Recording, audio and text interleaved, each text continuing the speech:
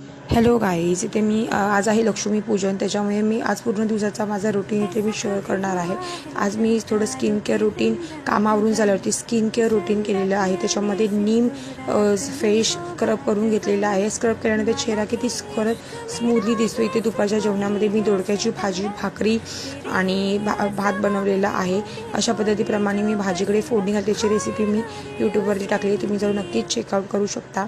आणि ते बघू शकता जेवणसुद्धा ते तयार झालेलं आहे।